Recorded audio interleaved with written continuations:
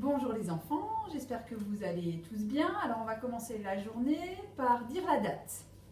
Alors aujourd'hui nous sommes vendredi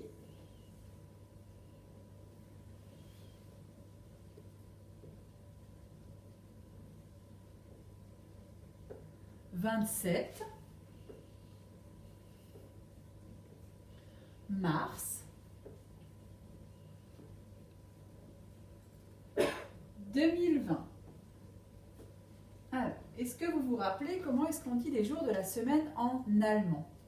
Le jour numéro 1, lundi, Montag, mardi, Dienstag, mercredi, Mittwoch, jeudi, Donnerstag, vendredi, Freitag, samedi, Samstag, dimanche, Sonntag. Vous pouvez essayer à la maison de les dire dans l'ordre en allemand. Montag, Dienstag, Mittwoch, Donnerstag, Freitag, Samstag, Sonntag. Voilà, ça c'est un petit exercice que vous pouvez faire tous les matins. Alors, vendredi 27 mars 2020. Est-ce que vous vous rappelez comment est-ce qu'on fait la date? Comment est-ce qu'on écrit la date en version rapide? Alors, on commence par écrire le numéro du jour. C'est 27 pour aujourd'hui. Ensuite, il faut écrire le numéro du mois. Alors, on compte jusqu'à mars. Janvier, février, mars. Mars, c'est le mois numéro 3. Et enfin, on écrit l'année 2020. 27, 3, 2020. Voilà, à tout à l'heure pour la séance de lecture. Alors, nous voilà de retour pour la séance de lecture. Alors, hier, jeudi, avec Monsieur Brache, vous avez commencé un nouveau son, le son 1. Alors, est-ce que vous pourriez dire à votre maman ou à votre papa quelles sont les lettres dont on a besoin pour écrire le son 1? Alors, on a besoin, en effet, des deux lettres I, N, accrochées ensemble. Et quand elles sont accrochées ensemble, ces deux lettres, dans une même syllabe, elles chantent 1. Alors, on va commencer aujourd'hui par faire une petite activité. Alors, je vous ai mis par terre chez moi plein d'objets que j'ai trouvés dans ma maison. Et certains de ces objets contiennent le son 1 et d'autres ne le contiennent pas. Alors, j'ai ici un sac de voyage et j'aimerais mettre dans mon sac de voyage uniquement les objets qui contiennent le son 1. Alors, il y a des patins, il y a des gants, il y a un pantalon ici derrière, un pantalon, une enveloppe, des timbres, un cintre et des pantoufles. Alors, vous allez dire à votre maman ou à votre papa quels sont les objets que je peux mettre dans mon sac de voyage pour partir en week-end, lesquels je peux emmener. Et je ne veux emmener que ceux qui contiennent le son 1. Alors je vous laisse une minute pour réfléchir, pour dire les mots à vos parents.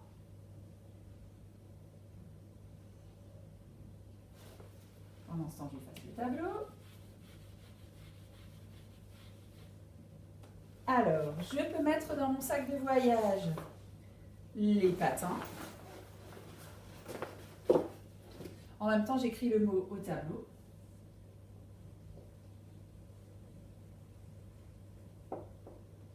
Patins. Ensuite, est-ce que les gants, je peux les mettre? Gants? Non, on n'entend pas un.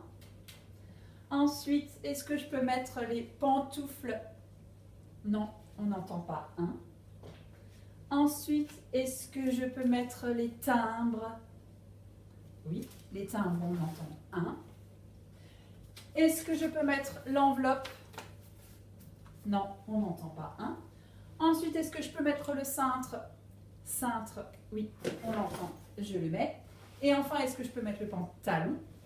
Non, il n'y est pas. Alors, j'ai écrit ici le mot patin. Alors, vous avez vu que dans le mot patin, je vais peut-être l'écrire plus grand pour que tout le monde le voit.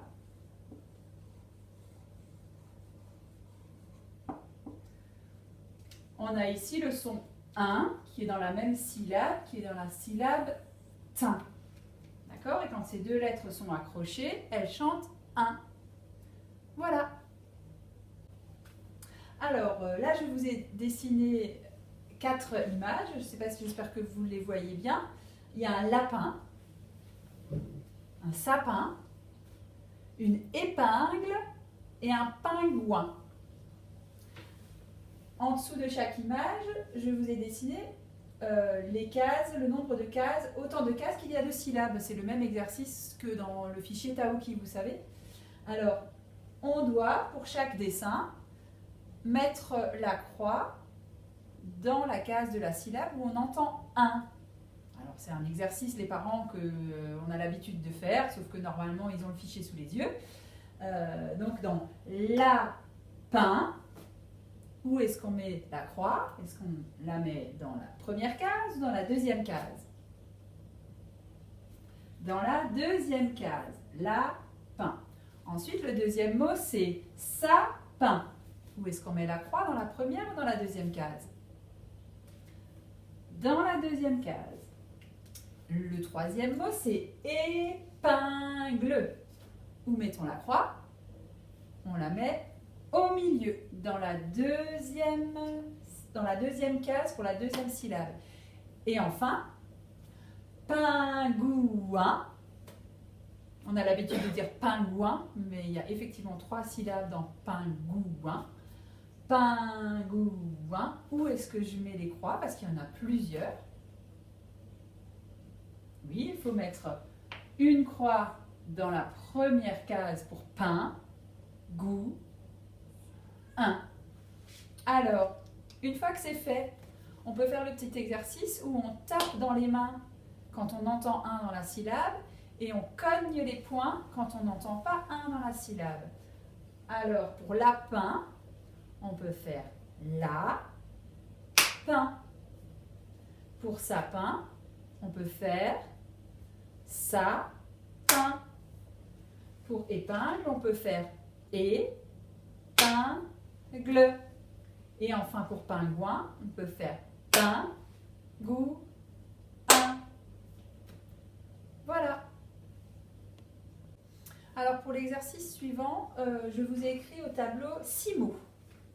6 mots où on peut voir les lettres I et N. Parfois, dans ces mots, les lettres I et N chantent 1. Parfois, elles ne chantent pas 1. Vous vous rappelez ce qu'on a dit tout à l'heure? Pour que le I et le N chantent 1, c'est comme le AN ou le OU qu'on a déjà vu en classe ensemble. Pour que le IN il chante 1, il faut qu'il soit dans la même syllabe. Alors, ce que je vais demander aux parents avant de continuer l'exercice, et vous pourrez mettre sur pause en attendant, j'aimerais bien que vous recopiez sur une feuille ou sur un cahier, ce que vous avez sous la main, les 6 mots. Voilà. Vous pouvez mettre sur pause et puis on reprendra. Alors, si vous avez écrit les 6 mots, est-ce qu'on pourrait lire le premier mot? On a dit tout à l'heure, pour que le IN chante 1, il faut qu'il soit dans la même syllabe. Alors, on regarde le premier mot et on regarde si le IN il est bien dans la même syllabe. Oui, il est dans la même syllabe. Alors maintenant, derrière votre écran, vous pouvez essayer de lire le premier mot. Le matin. On entend IN. On entend 1, pardon. Donc je peux entourer matin, parce qu'on entend 1. Ensuite, on lit le deuxième. Regardez bien avec vos yeux. Est-ce que le I et le N sont dans la même syllabe? Non. Donc ça veut dire qu'il faut lire la première syllabe. Alors, celui-là, il est facile. La, mi, ne. Vous avez vu que le I et le N sont séparés, ne sont pas dans la même syllabe. Donc ils ne chantent pas 1. Mi, ne. Alors je ne l'entoure pas. Ensuite le prochain. On regarde bien avec ses yeux. Le I et le N sont attachés, sont dans la même syllabe. Donc ça veut dire que ça peut chanter 1. Donc on y va. Ma, lin. Et je l'entoure. Malin, c'est presque le même mot que matin. Il n'y a que le L et le T qui changent. Ensuite, on peut passer de l'autre côté. Alors ici, il y a pas un petit piège, mais il y a effectivement un I et un N dans le mot, mais ils ne sont pas du tout accrochés. Vous avez vu, il y en a un qui est là, le N il est là, ensuite il y a un A, un R et un I, et le I il est plus loin. Donc on sait déjà que ça ne va pas chanter un, puisqu'ils ne sont pas accrochés. Alors on essaye de lire le mot ensemble. Un, canari. Donc je ne l'entoure pas puisqu'on n'entend pas un dans le mot. Ensuite, l'avant-dernier mot. Regardez bien, le I et le N sont accrochés dans la même syllabe, donc ça va chanter un. On y va. Le chemin. Le chemin, celui-là, je l'entoure. Et enfin, le dernier mot. Regardez bien le 1, il est dans la même syllabe et les deux lettres sont accrochées. Une pintade. Une pintade. Une pintade, c'est un gros canard. Je vous laisserai regarder tout à l'heure avec vos mamans et vos papas sur Internet ce que c'est une pintade. D'accord? Alors on relit maintenant ensemble. On va essayer tous ensemble de relire les mots où on entend un. Alors il y avait le matin, malin, le chemin et enfin une pintade. Voilà, à tout de suite. Alors pour le quatrième exercice, c'est un petit peu la même chose que tout à l'heure. Je vous ai écrit en bleu des mots en attaché que vous allez lire ensemble avec votre maman ou votre papa. Et je vous ai mis en dessous deux colonnes. Dans la première colonne, on voit un œil, donc on voit les lettres IN, mais on entend un. Et dans la deuxième colonne, on voit, j'ai oublié d'écrire IN, on voit avec les yeux IN, mais ça ne chante pas un. Donc, soit ça chante un, soit ça ne chante pas un. D'accord? Alors les parents, vous pouvez faire deux colonnes chez vous sur un cahier ou sur une feuille, dans un cahier ou sur une feuille. Dans la première colonne, on entend un et dans la deuxième colonne, on n'entend pas un. Alors vous pouvez tracer sur une feuille ces deux colonnes et écrire pour vos enfants les 6 mots. Et ensuite, vous pouvez faire le travail ensemble et on revient dans 5 minutes pour corriger. 5 minutes, 10 minutes, quand vous aurez terminé, vous pourrez remettre sur pause et je ferai la correction. Ok? À tout de suite. Alors, si vous avez remis sur play, ça veut dire que vous avez réussi à faire l'exercice. Alors, vous trouverez au tableau la correction. Alors, je pense que vous avez pu le faire ensemble. Alors, voici les mots où on voit avec nos yeux IN, mais où on entend un. Alors, il y avait oursin. Il y avait aussi invité.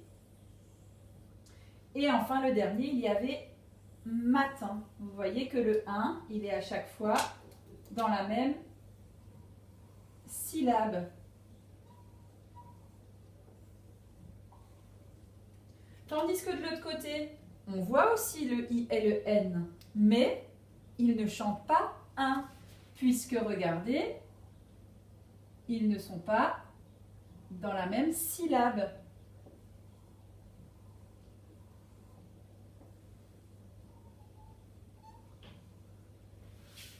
Et voilà, à plus tard.